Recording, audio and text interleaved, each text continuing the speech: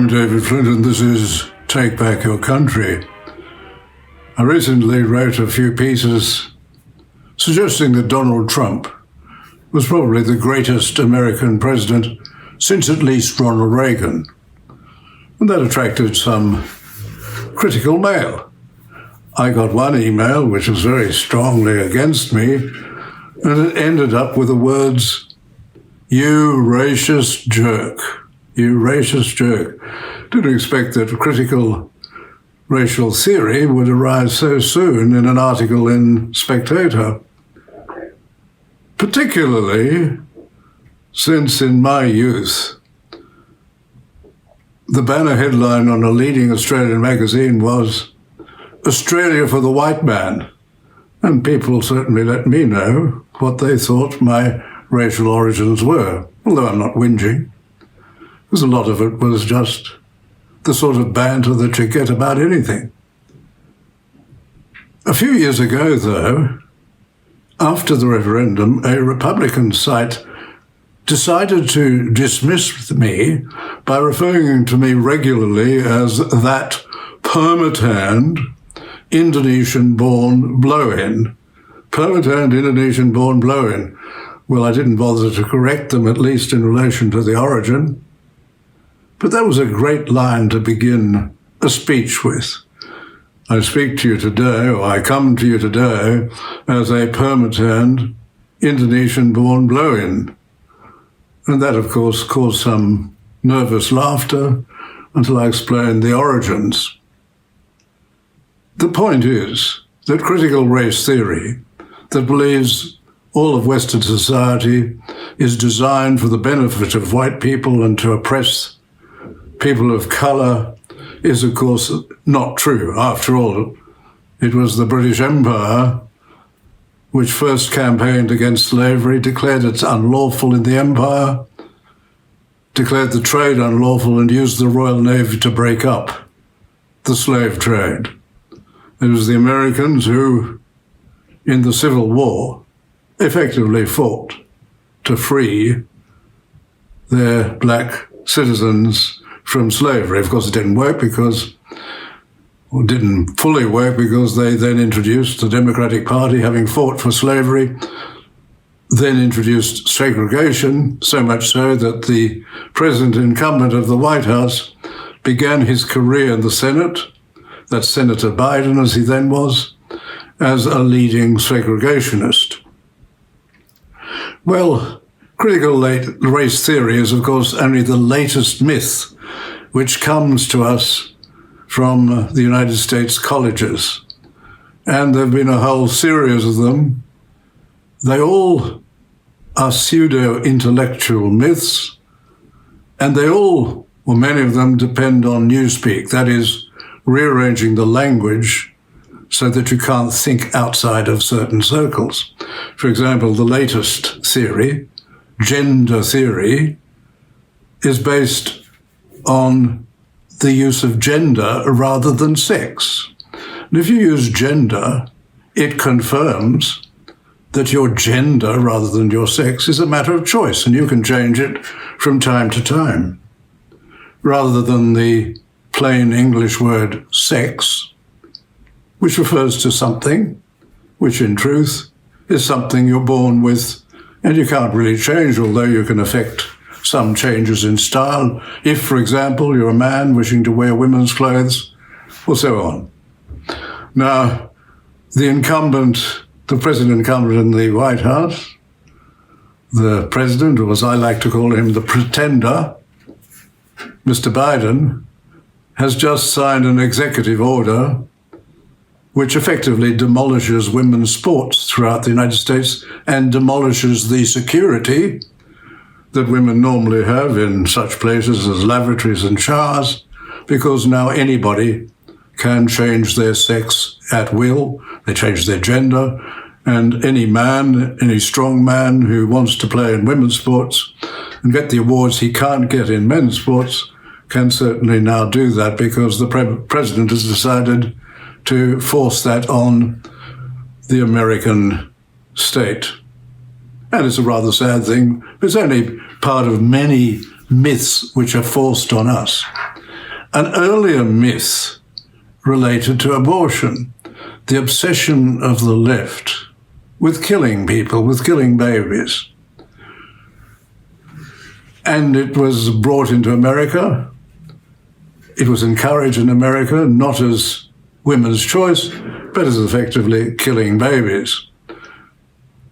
Not that long ago, there was a ceremony at the White House, and they played Amazing Grace. The military band played that. And the president and the presidential family were appropriately affected. And it was to honor and remember the approximately 500,000 people who died either from, or probably more likely, with the Wuhan virus, the virus that came to us from Wuhan through the People's Republic of China and through their mishandling the information on this to the world so that it took effect before people realized it. And so Amazing Grace was played, but later when the president signed an executive order, he does that like an old Stuart monarch signing dispensations from the law. When he signed that to restore $9 billion in funding for foreign aid in relation to abortions. That's $9 billion to be spent on killing foreign babies outside of the United States. No band played Amazing Grace, and no one remembered the 30 million babies, 30 million American babies, far too many of them black, disproportionately black, who've been killed since the decision in Roe v. Wade in the Supreme Court in 1973. In that decision, a group of Supreme Court judges, no doubt affected by the latest New Wave beliefs, neo-Marxist beliefs, decided to invent a constitutional right to kill babies, to abort. Until then, it was thought to be a matter for each state, where there's a much greater chance of babies living. But that's what happened, and as we have seen in America, as we have seen in Australia, if there's something which obsesses left-wing politicians and too many politicians, it's killing babies. And they've taken it so far, in some instances, they certainly tried to do this, and that is to also extend it to a bit of infanticide. That is, where a baby escapes from the abortion, is actually delivered, setting out ways and means whereby the killing of that baby, the allowing of that baby to die, is not an offence. It's not murder.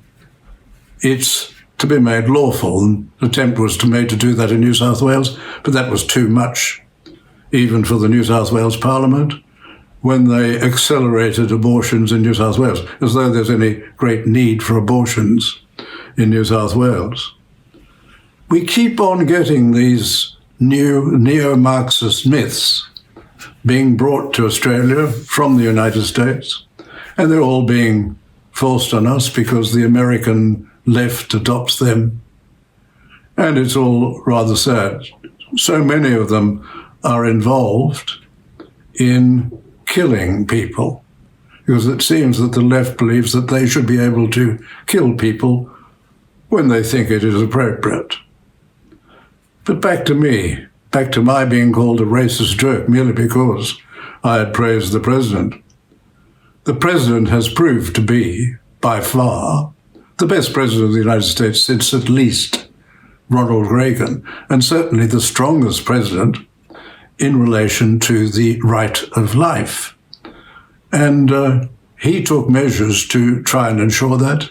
He appointed judges who would respect the way in which the Constitution was written and not treat the Constitution as something which they would make mean anything they wanted it to make mean.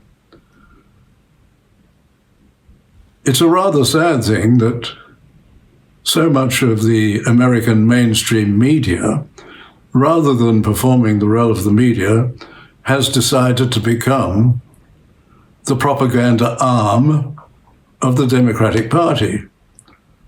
And most of the American mainstream media, and it's spreading here, seem to perform their function for the purpose of the Democratic Party and to not only get Donald Trump out of office, to make sure he doesn't come back, and worse, more importantly perhaps, make sure that nobody else comes to the White House with the intention of cleaning up the swamp, because that's what they particularly don't want. So it's very important that we respect President Trump for what he did in relation to the economy, in relation to world affairs, in relation to attaining peace, in relation to making America great again, but also in relation to the preservation of life. Because if there has been a right to life president, it is indeed President Trump. One of the matters which even conservative commentators are encouraged to do is to claim that everything he says about the election is fabricated, baseless, and that he had no evidence whatsoever of fraud. He had mountains of evidence of fraud, and in particular, he had very strong constitutional grounds to take to the Supreme Court. In fact, Texas took a case to the Supreme Court, supported by 17 attorneys general, arguing that the Constitution had been breached in relation to the election. Curiously, it seems that even the judges that President Trump appointed are so weak that they would not stand up in this regard.